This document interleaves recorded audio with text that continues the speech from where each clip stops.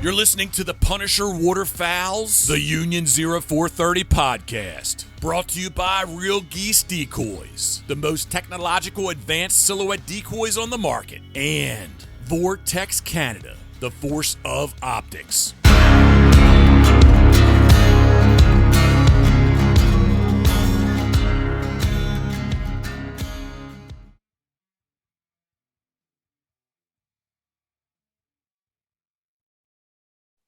Hey, everybody. Probably sounds a bit different this week. You don't have that sultry Newfie knees voice going on, but Damien has taken some requested vacation and the boys have approved it. So here we are. So as always, we've got Mark Vitch coming from somewhere. I don't know. We've got just outside Ryan. Ottawa. Yeah, just south of Ottawa. We've got Ryan coming from somewhere out east maybe, and Damien, and Damien's not here, but we've got Phil, and Phil's in between two houses right now. So boys, how's it been? You guys weren't here last week. I'd just like to say this is exciting to be able to have a host that I can understand when he's staying. Well, if I get rambling on or talking stupid, just slap me or I don't know, something. No, we'll just carry on as if you're normal, because that would be normal. Yeah. You know, the one thing that I've noticed over the course of COVID is certain people have got really good at these like podcasts that are on a video using this Zoom, but then you'll see other people that are like businesses or like town councils that use Zoom and they're still like, oh, I need to turn to talk. And there's like all these features that they're not using. So I don't know. It's been kind of interesting to watch the evolution of this program. So can I raise my hand? There's a hand raise feature. Yeah, there is. There is a hand raise feature. Yeah. In fairness, we've done this 60 something times. Yeah. Hey, did you know that we could actually do this on like a Facebook Live where there's just a little button at the bottom that says go live? Apparently. No. So, speaking of that, Damien is not here, boys. This is the first time in 60 episodes. He finally took a break. Does anyone have a good story about him to see if he actually watches the episode? I thought he missed one. No. I don't think so. No one else. Yeah, we had to cancel some because he couldn't make it, but that's because none of us were willing to try and be a host like he is. So nobody can replace like Phil Damien's boots. Yeah, Phil Damien does good, but anyone got a story? Man. Come on. You guys know him better than I do. Yeah. I don't know. We were just talking about it, and I was like, now I can't. Now I got like brain freeze. I can't think of any at the top of my head. There's just it kind of overflows and floods you. I will admit it's a lot harder to do this hosting gig than I thought it was. I was just like, man, Damien just talks a lot. Like it's just like chatting with friends, but you got to kind of keep it. Been watching different podcasts and stuff. Yeah, for pointers, right? So he's been molding himself after different guys. Of course, it's Damien. He has his own character, but he's been all those Tony Robbins tapes are finally paying off for him. I'm glad to see it. Yeah. On Facebook this week, there was a guy I think it was All Things Waterfowl, and he's posted, "Hey guys, I'm looking for any questions or anything you have about hunting from a canoe or a kayak. We're going to talk about it this week on our podcast." And canoes and kayaks are what I hunt from. So I like typed out this huge long message about things to talk about. And I went, fuck that. That's what we could be doing eventually. Right. Like, so don't be fueling the competition, David. Exactly. I should find out what his podcast was and have a listen, but I don't got time for that. Got a question for you, Dave. Yeah. Do you have a fish finder in your kayak? So I do have a fish finder in my kayak, but I use it.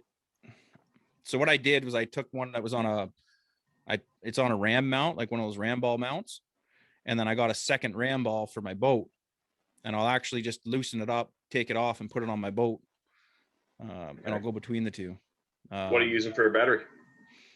I was just carrying like an old motorcycle battery that I had. Okay. Yeah. It fit inside.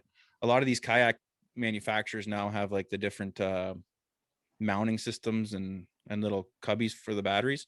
So I just got one of them, and it was the first battery I found that fit, and I've just been using it. So Now that you mentioned, I probably couldn't tell you what it is in there, but yeah. As long as it works. Today I had to pick one up for Brian Robar.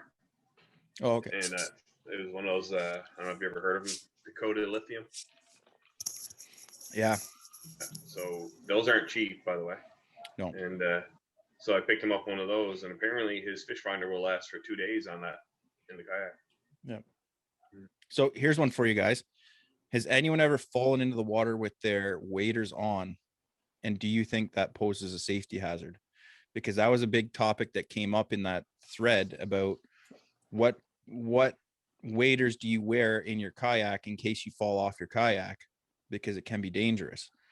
I've never had an issue with it other than if you fall in the cold water, you got cold water.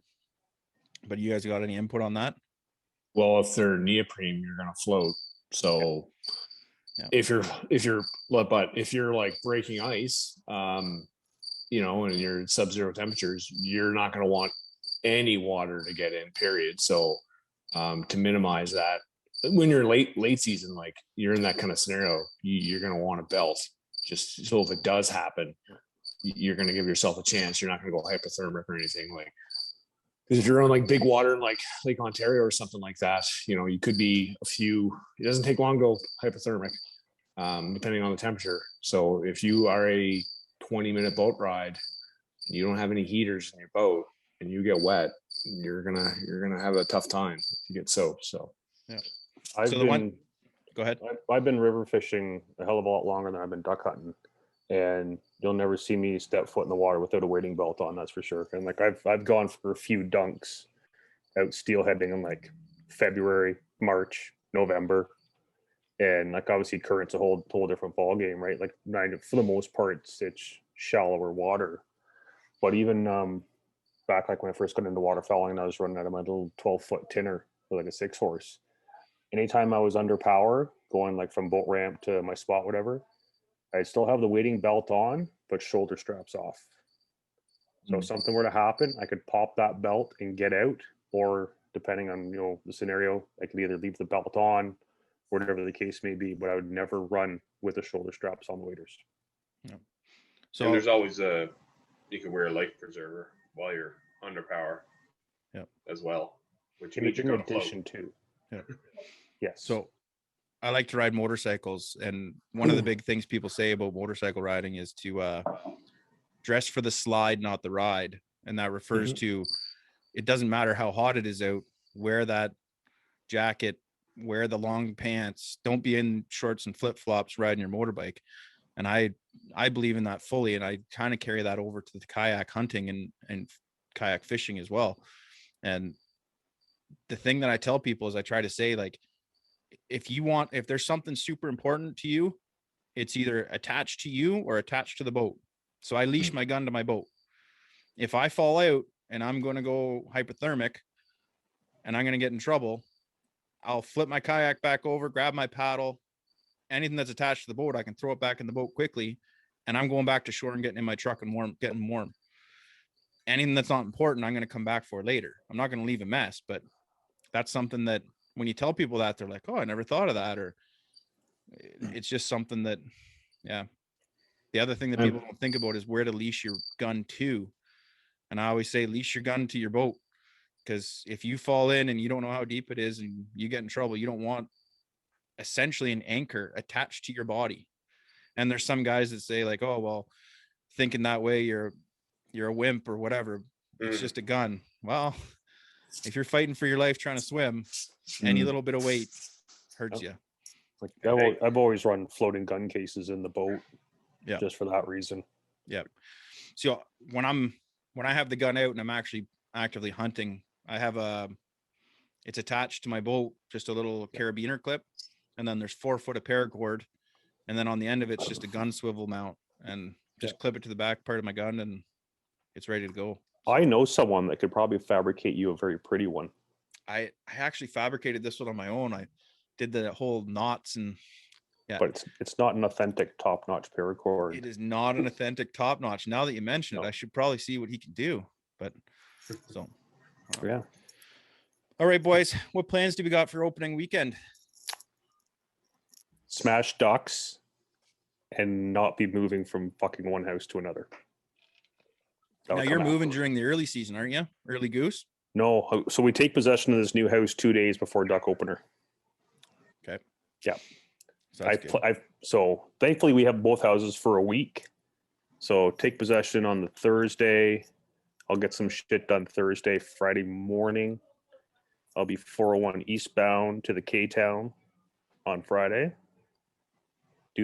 Just hunt the Saturday with you ladies, minus Ryan, because you live far.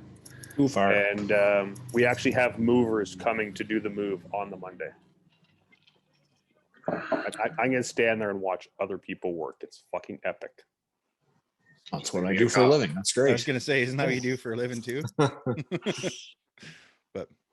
yeah, that's good. So Ryan, some big news came out with this border opening, and you were actively looking for someone to help out at camp. How'd that go? We found a couple people.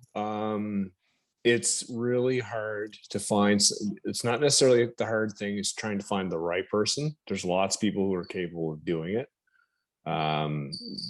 It's a lot of people have lives, jobs already. So to ask somebody to take 3 to 6 weeks of vacation it's good money, it's great, but if you don't have a break in your day job for that much time, or that much, like me personally, I have to bank my vacation in order to do that for a year.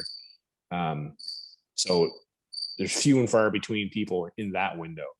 So, it's challenging. We managed to find one guy, so we'll see how it works out. Hopefully the border stays open, and a lot can change between now and September. So we'll just wait and see how it all works out in the wash. And it's pretty serious too. Like, you did your due diligence. You were messaging like, hey, do you know this guy? And like, you guys take it pretty serious. Yeah. Go ahead. Go ahead, sorry. I was just going to say, like, what does it look like on their end? Like, do you actually do a full interview? Do you do a show us that you can call? Like, what kind of experience do you have?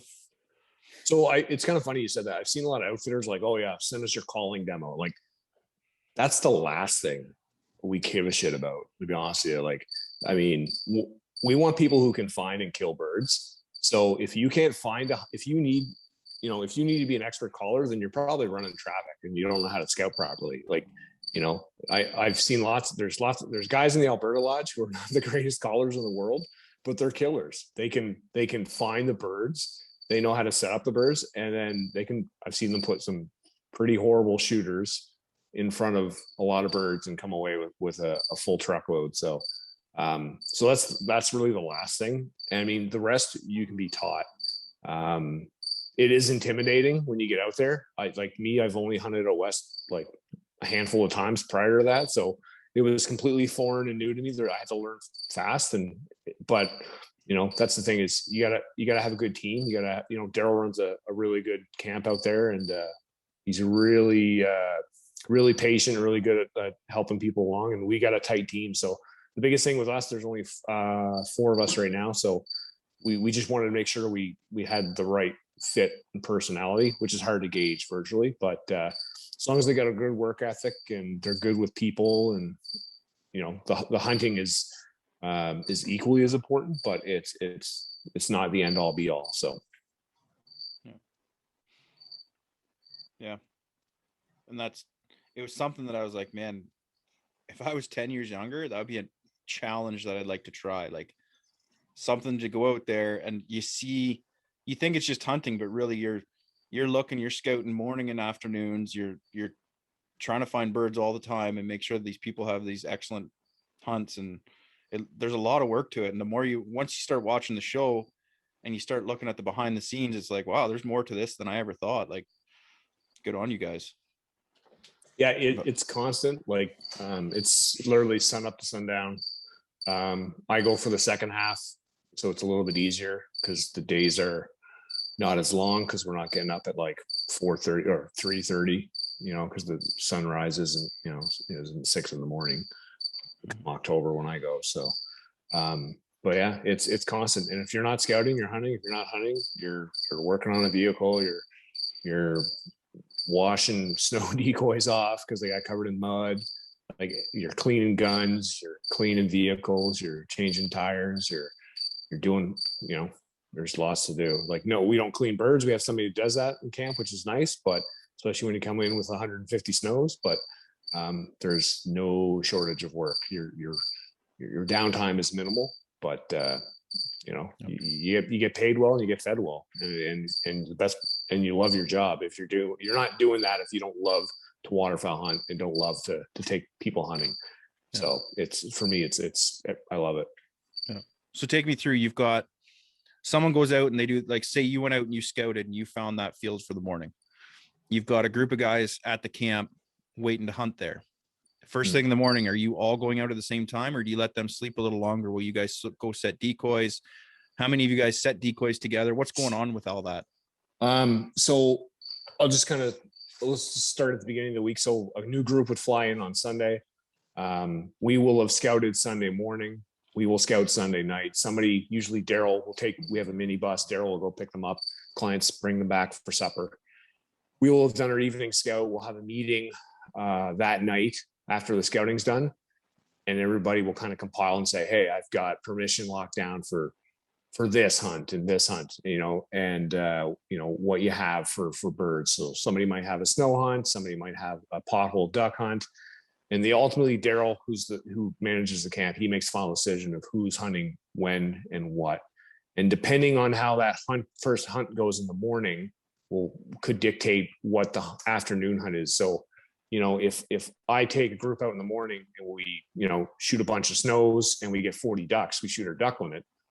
Well, if two other people have duck hunts, well, that's no good to us. But if somebody has a dark goose option, a spec or a Canada hunt, well, that's available now on the table. So that would be the priority. So there's lots of factors to consider, but if somebody's hunting, everybody else is out scouting. So it's constantly evolving, constantly changing, depending on the situation. Yeah. And that's a big thing. There's, I don't know, the information will hopefully be out by Monday when we release this episode, but there's maybe a waterfowl seminar coming up that us boys from Punisher are helping with. And the discussion was, what topics should we talk about? And it was things like guns and ammo and decoy placement and dog training and calling and all that stuff. And I said, that's when we kind of talked about it. And the big decision was, well, that's great. If you have a dog and you can run it, that's awesome. You could have the best shooting gun with the best ammo in the world, and that's great. You could be the best caller, but if you don't know how to find birds and you don't know how to scout those birds, are you really going to find birds and shoot birds? So scouting is kind of that's just it, right? So yeah. So that being the big discussion, what do you guys do for opening morning scouting? How soon do you start scouting? 2 days before? Like, I'm already seeing some guys out there, Brian Rushton, you in particular, starting to take pictures, calling it scouting now. And really, you're not scouting now. You're just looking at birds that are flying through. But how soon do you guys start scouting? Now. Yeah. Yeah. Go ahead. Sorry. I'm out checking my fields. Like, I already got, a handful of wheat fields that are obviously already cut. There's now clover coming up. I've already seen a neighboring wheat field to one of my properties. It probably had, 100 birds in it the other day. Oh. So yeah, already I start patterning these birds. Okay, what fields you use and how long are you in that field? Okay, so that's going to get burned out soon. Now this is your next food option. How long before you find that? Like, it's constantly on the go. It's like, it's only the middle of August, but I'm already starting. Like, what am I doing for early season? Yeah. So like, I've got a couple wheat fields. I'll be obviously keeping an eye on those even closer towards the end of the month when the season approaches. And where am I going to hide? What am I going to do for a hide? We're doing layouts. We're going to do something in a like a A-frame in a fence row, or are we going to smack it dead center in the field? All these things, right? Is there round bales still out in these fields? Can we put a blind up against a round bale? Like, it's already started. Yeah. See, and I think I'm doing a little bit of what you're doing. I'm kind of taking note of what properties I can usually get access to, and then driving and seeing what all the fields are right now. And how they're looking, and okay, this is corn, and this used to be a hot field a couple years ago, so it's probably good this year. And I'm doing that, but I'm not actually looking at birds right now. I might take a picture of one or two, but I'm not seeing many regardless. So I'm looking, like, I've been looking for a bit now, just more seeing where cereal planted. I mean, that's where your early season, your resident geese, that's where they're going to be, unless you're hunting like a loafing pond or a pasture or something. Where I'm at, there's not a lot of roost. You know, we don't have like the hottest flyway for the early goose season, but I mean, there's enough to get a few good hunts. But something to keep in mind is geese in the early season, they're not going to fly. They're not going to feed too far from their roost because their young aren't really, they're not great flyers yet. So they're going to keep the distance relatively short. So, if you do know of a habitual roost and you find a grain field within like a mile, 2 miles of that roost, probability is pretty high. They're going to hit it. They're not going to fly far. So, yeah. Right now there's a roost about 150 yards that way, and it's already got over 100 geese in it, and they're flying 800 yards that way, landing in a pasture. So that's like, I see that all year long though, right? And now that the last time someone hunted in that roost, they had the cops called on them. It probably won't be happening. If I go talk to the farmers, no point now. But I wouldn't want to hunt the roost anyway. Like I said, I'd rather hunt the field and have the birds stick around than hunt the roost. Don't shoot the roost. No, exactly. Don't hunt the loaf. Don't hunt the roost. Yeah, exactly.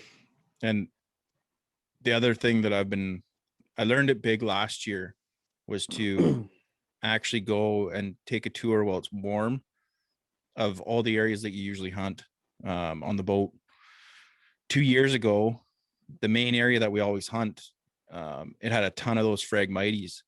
And then before last season started, they actually went in with this machine and tore them all out. So then when we went come fall, like opening weekend, we start scouting it and looking, we're like, all the normal landmarks that we had were moved and trees were missing and stuff was all gone. And it was just totally different. So that's something that people should also be looking at too, right? So there was a whole lot more water. Yeah. A lot more wide open spaces. So you didn't have those little potholes in between the Phragmites, and they didn't have the Phragmites to hide behind either. So, but it was, I don't know, just trying to give some tips here that we might learn time to time. But make sure your motor's tuned up. Yeah. Make sure your bearings are good on the boat motor, on the boat trailer. Make sure you got the right choke in your gun. Make sure you have a choke in your gun. Make sure you can get that turkey choke out of your gun in case you need a gunsmith. Yeah. They've got this magical stuff called oil. Choke lube.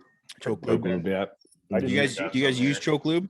Nope. Oh, yeah. G96 for everything. If I can find it. Yeah. So all I use is G96. Yeah. If it's supposed to move, it gets fucking sprayed. Mm-hmm. Yeah. I got all kinds of shit. No, but it's not in this box. Yeah, that's all I ever use is G96. Unless like I'm doing I got some special stuff for my moose rifle, for like What choke you using that? There's no choke. Yeah, I got some special bore cleaner and stuff for the moose rifle. But other than that, G96 for everything. Cleans, lubricates. It's the one-shot wonder. And I found it does really good in cold weather too. Yeah. Right. That was kind of a big key. Super thin coat. I'll spray a gun down. I'll give it a wipe, and then that's it. How often during the season will you clean your gun? Because some guys talk about after every hunt. Some guys talk it's a weekly ritual on Sundays, like going to church. Some guys don't clean it all season. I'm not saying I do any of those. I'm just wondering what you guys think. What you guys do? The weather. Yeah. The weather, the amount you're shooting. I shoot an inertia driven gun, so if the weather's dry, it's pretty good. But if I shoot a lot, it'll get dry on me, and that's when you'll because everything goes out the barrel on inertia driven, so you just got to make sure you keep it oiled at least. All your sliding parts got to stay lubricated. But other than that, like Mark said, for me it's just weather. If it's out in the rain or whatever. Like I'll at end of the season, my obviously my two primary guns are my M2 20 gauge and the Super Black Eagle 2, both inertia. End of the season, full tear down. And I mean full, like stocks are off. I'm cleaning out the inside of the magazine tube, the whole fucking nine. But then again, like weather dependent, if we're out and it's pissing down, I'll strip her down good, give her a good wipe down, good spray. But other than that, like during the season, you know, I might run the snake through it once or twice if she's lucky. And then other than that, just the odd shot of oil inside the action just to make sure the bull's moving, and that's about it. I've never had any issues. How about? I've got a question for you guys, because I don't have any personal experience with this gun, but a buddy of mine who I guide with, he's looking to buy a 20 gauge for his wife, and he came across a Montrebello now it's got a few nicks in the stock, but the guy he's talking to says it operates fine. So for $900 used, and I said, I think like, well, it's a pretty good gun. Like, yeah, okay. Phil's aggressively nodding yes, because I know what the price point is at new. Yeah, if he's not going to buy it, I fucking will. Yeah, exactly. So I was like, well, as long as it fires and it cycles, I think that's a good deal. So, but I've personally never operated that shotgun. So those are 100,000 round guns. Yeah, the Montefeltro is just like a beautiful M2. Yeah, pretty much. Yeah. Like they're inertia driven. You can't go wrong. Like, wasn't that the Delta gun of the year not too long ago? It was. It was. Yeah. I thought so. But yeah, that's a 100,000 round gun. You can just think of how much shooting it takes to put 100,000 rounds through a gun. That's a 100,000 round gun. So. And at the end of the day, like when it comes to replacing shit on inertia, it's a spring. Yep. That's it. It's the spring in the buttstock. Your recoil mechanism, like that's it. Yeah. Easiest guns to repair, easiest guns to maintain. Like they're practically bulletproof. It's just like the old school 870. You can't fucking break them. Yeah. So speaking of gun of the years, have you guys been participating in a lot of these Delta banquets, these online Delta banquets? And what are your thoughts on this versus the in-person events going forward? Like I truly want to see these in-person events going forward, coming back to it, because it's a lot of fun. But on the other hand, right now, I want that Franke Affinity 3, the 20 gauge one, gun of the year. And right now I can go to every banquet and check and see what price that gun's going for. And once it stays at my price range, I can get it. So I get to see a lot more stuff and bid on a lot more stuff, but I miss the in-person. I think Delta and DU have accidentally tapped in to a new money stream. I think you should do both. Yeah, you can do both. I definitely prefer the in-person stuff, because me too. We go there with a bunch of your buddies and everybody has a good time, and there seems to be a lot more variety of stuff, and it's just the in-person part, and you get a meal. I like food, and it's just the online one is good when you don't have anything else, if you ask me. So for me, it's the social aspect. Yep. Like the big thing with like Brian McRae's dinners there, the Wild for Hope dinners, it's the social aspect. It's getting to you have the opportunity to see your buddies and stuff throughout the season and stuff, but some guys live further away, you just might not get a chance to hunt, but everyone comes together for like one of these big dinners. You can hang out, and it's just shooting the shit. Like, yeah, it's fun doing that, with hunting, but there's a bit of pressure on the line at the same time, right? But just this whole social aspect is what I love about it. I've done so much networking of those, like met so many guys who you've, ended up going hunting with, or, for whatever reason, like just got to know guys, like for whatever reason, just they're great. They're awesome. Yeah. And that's a big thing that people don't understand is if you're new to an area and you're new to hunting, look up your local Delta, look up your local DU, go to one of those events and socialize, network with the people there, join the committee. And then you'll start getting, even if you just get invited to the committee hunt, or with one guy starts taking you out, that's where it starts from. And I've made more connections with hunting people going to these banquets than I would have just being introduced through friends, so that's a big part of it too. My favorite part of these dinners is when people the funny things that happen with bidding when you do the live auctions. The one time we had a couple and they both decided that they wanted this little kid's DU had that Jeep. It looked like an Army Ranger Jeep kind of thing for toddlers and kids. And both the husband and wife both knew they wanted it, but they were standing on opposite sides of the room.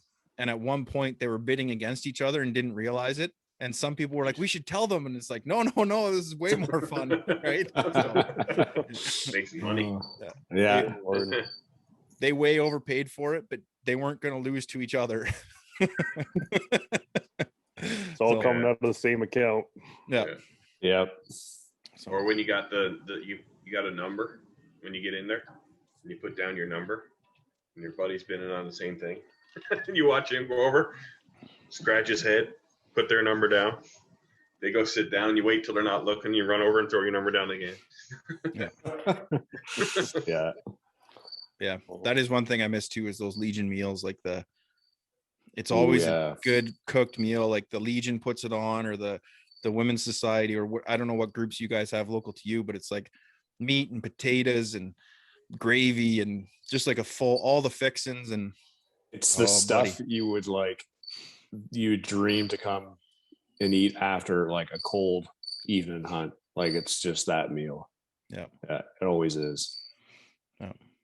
Speaking of meals, what blind snacks are you guys going with this year to start? Huh? Ryan. Why do you look at me? If What are you you talking? I thought he was going to say whiskey. Well, I'm almost out now, but man, you know what? Like, yeah, I know. Early on, I'm not really much of a snacker, but like once Halloween kicks in, man, I have like those little like 3-inch chocolate bars. They're littered in my blind bag. Like they're just everywhere. Like I can't count how many birds I've shot in my mouth with one of a mini O'Henry sticking out of my lips, like a cigar. Like that's probably my vice, my snack vice.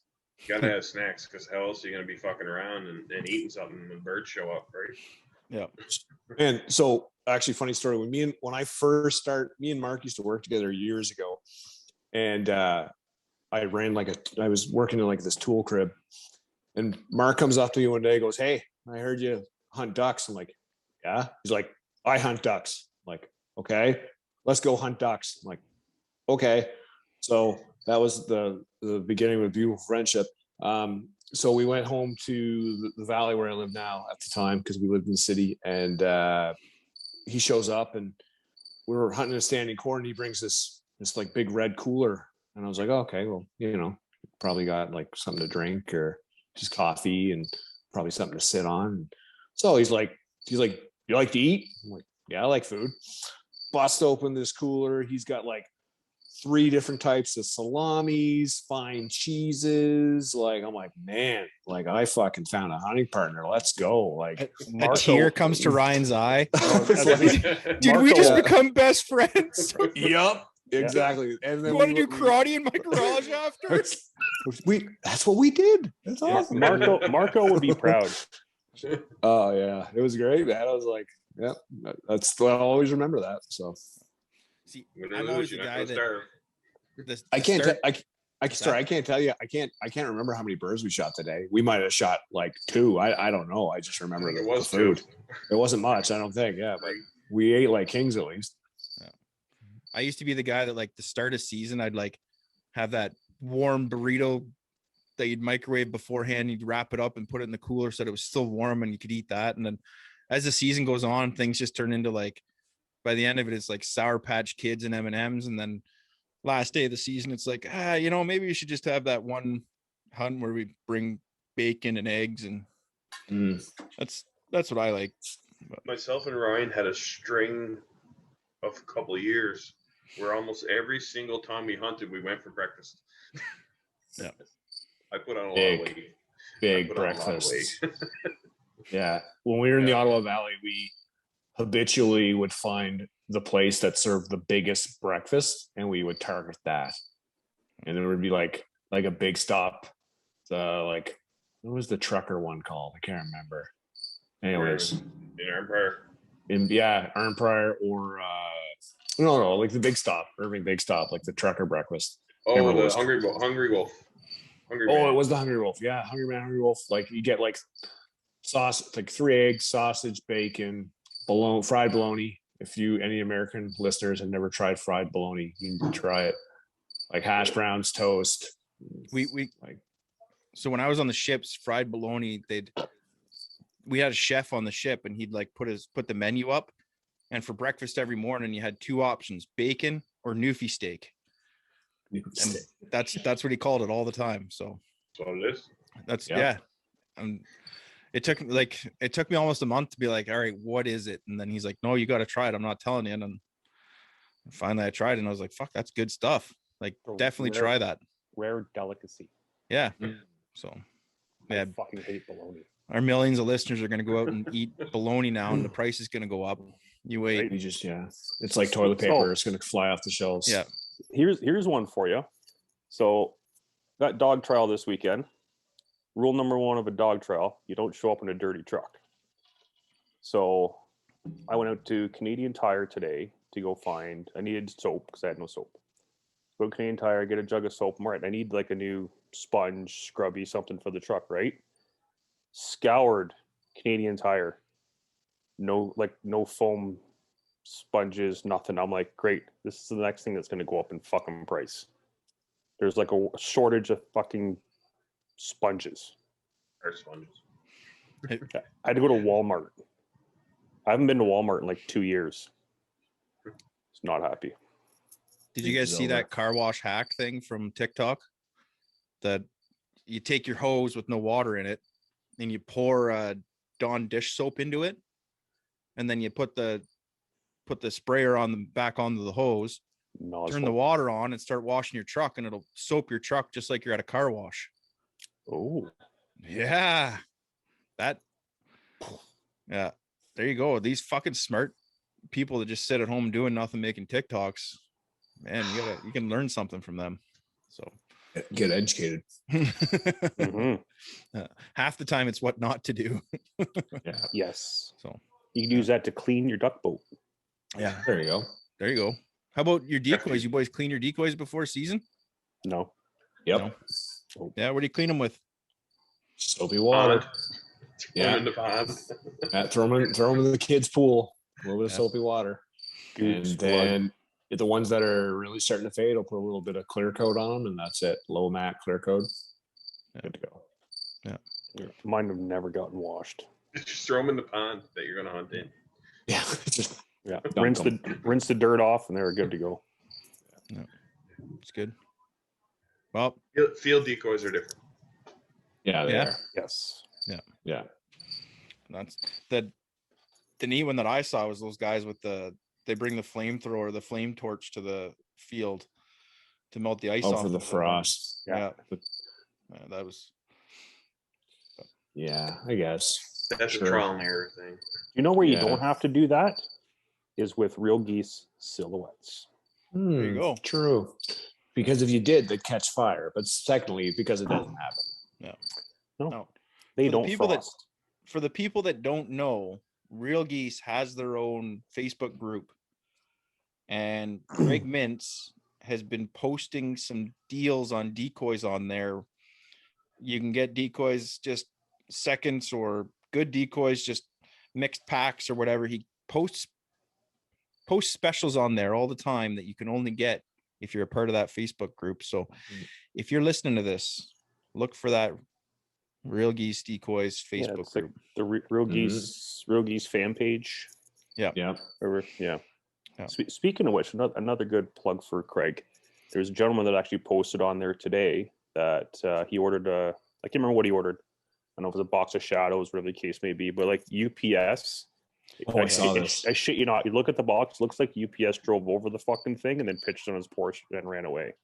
Looks like the UPS driver like sniped some of them out of it. It was so open. The guy posts this like, look at this shit from you, like not bashing Real Geese by any means. He's bashing the shit out of UPS. Craig jumps on. Let me know the condition. We'll send you whatever ones that are damaged. Done. No questions asked. And the other part of that too is service. He also tagged the person that deals with UPS so that they can deal with UPS on their end. So that it's dealt with on both ends. Like, that's customer service there, Craig. So that's why we support you. He's a Good on you, beauty. buddy. He's a beauty. And Yeah. Brandy. Brandy does a bang up job too. I've dealt with Brandy on a couple occasions, and she's an absolute sweetheart. Yeah. And that's a big thing in this industry is at the end of the day, there's the same product from different companies and different groups that you can get. And customer service is huge and your social interactions are huge. And people need to start recognizing that. And like, you know what? If you were a dick 2 years ago and that shit's still on there or someone has a copy of it, it's still on there. Like there were some news articles about people that it's like, someone posted that something happened and I posted allegedly and they sent me a screenshot and I'm like, oh, okay, I guess maybe you're right. Like if you post it or you say it or you do it and it's on that internet, it's there forever. Yeah. So that's why I did all my stupid shit before social media. Yeah, same here. Just backpedaling a little here, and I think one of you guys mentioned it in our group chat. Did some guy take all the Delta or DU hats from a dinner or something like that and try and start selling them online for profit? I seen that. I heard about that. Yeah. I did hear about that. Free hats, $25 a piece. Yeah. Hats. But I mean, if you're gonna go to a dinner and yeah, those hats are usually available. They'll have boxes of them, and people can usually take a hat or two, right? And I mean, I've taken them, I've given them to my dad, and I've given it to my father-in-law, and I've given it to friends and stuff. But I never thought about selling them to make a profit. Yeah. And I think that topic came up because there's other people that are buying things off of the Delta banquets. And there's a few items on those Delta banquets that if you go and you watch them, they're not selling for much. They're going for $60, whereas in a live event, they're going for $120. So they're going on there and they're just buying them every week, stockpiling them, and then they're trying to sell them for $130 online and then plus shipping. So they're making a profit off it. Well, that's because a lot of people don't know that the banquets are moved to online. And if they just look at the online, it's the exact same thing for a lot cheaper. So that's where that discussion came up. That's where it came from. Yeah. $20 is $20. Yeah. Whatever you got to do to make it. Decoys are expensive. Yeah. So mind your business. Gotta make a hustle. Yeah. So hockey's over. Season's coming. I'm getting pretty excited, boys, but I think we're at our time limit there. I don't know how Damien keeps track, but anyone got anything else to say? I'll do a quick around the table. Mark. Oh, look at that. Mark figured out how to put his hand up. Oh, I just wanted to do that. 60 episodes and one of us finally did it. Yeah. And if you want to lower it, you click in the right-hand corner. Oh, look at that. Holy shit. Oh, shit. Our YouTube following's about to explode. Yeah. And for all the people on listening to us on Spotify, you're probably going, what the hell are these idiots doing? So guys, we're just learning. Like it took us 55 episodes to figure out how to put logos and shit during the video. So we just figured out that you can actually do a Facebook Live every Tuesday with our chat or whatever. So we're just learning. We're not tech guys. We all like to hunt. We're having fun. We're duck hunters, not scientists. Yeah, it's not rocket appliance, but it definitely is tougher than we are. So go around the table there. Mark, you got anything? Boys, it's good. It's kind of nice not having Damien here, so you don't have to listen to him all show. So, because sometimes you can't have that split second of empty space, right? So someone has to talk the entire time. So anyway. Ryan? Yeah, Damien's like bit of a conversation hooer, but Dave spreads around, shares the wealth, and there was no dead space. There's no dead space tonight. This was fun. I enjoyed this. I might miss Damien, but I'm not willing to admit that yet. So, but same as always. Sorry, what? You got 2 more weeks, so we'll see how it goes. All right, we'll see how it goes. But yeah, same as always. Good to catch up. The season's coming, boys. So let's get excited. Let's get ready. Mm-hmm. Damien, Phil? I missed last week, so it's nice to be back. And we'll see. I guess the show will get aired on Monday. But yeah, I'm running running Luther this weekend with the new dog, so hopefully coming home with some ribbons. Failing that, they usually have a wicked prize table, so hopefully I can win some shit. It's good. So, all right, guys, this is episode whatever one we're on. Damien, I'll fully admit it. This is a lot harder than it looks. Good on you, brother. Yeah. We will see you in 3 weeks. Don't ever do this to me again, you fucker. He does a good job too. If we're all being serious, he does a really good job. He does a good job. So surround yourself with good peoples. We'll see you next time.